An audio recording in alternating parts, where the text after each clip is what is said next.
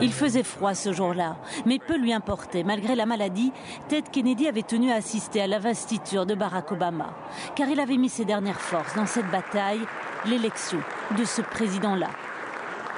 Alors, malgré cette tumeur au cerveau qu'on vient de lui détecter, il mènera campagne, comme si de rien n'était. Je suis venu ce soir pour vous demander de changer l'Amérique et d'élire Barack Obama comme président des États-Unis.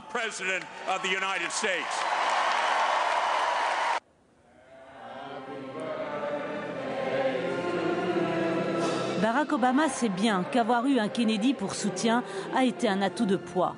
Alors, même s'il est en vacances, le président des États-Unis lui a rendu hommage. Son combat nous a donné une possibilité dont nous avions été privés lorsque ses frères John et Robert nous ont été enlevés. Le temps et la bénédiction de pouvoir dire merci et au revoir. Difficile en effet d'évoquer ce personnage sans parler du clan Kennedy. Il était le petit dernier de cette dynastie marquée par les tragédies. En 1963, son frère, John Fitzgerald, est assassiné. 5 ans plus tard, c'est Bob Kennedy qui est tué. Tous les espoirs se reportent alors sur lui. Il a l'étoffe d'un futur président, mais il est coureur de jupons et ça le perdra.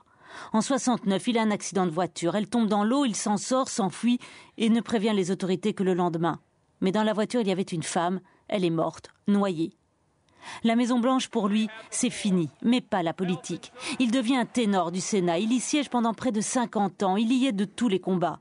De la guerre en Irak, il dira que c'est la pire des bévues de l'histoire de la diplomatie américaine.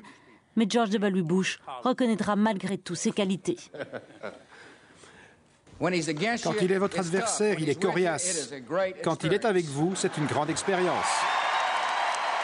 On l'appelait le lion du Sénat. Avec sa mort, c'est la fin d'une dynastie qui aura marqué un demi-siècle d'histoire américaine.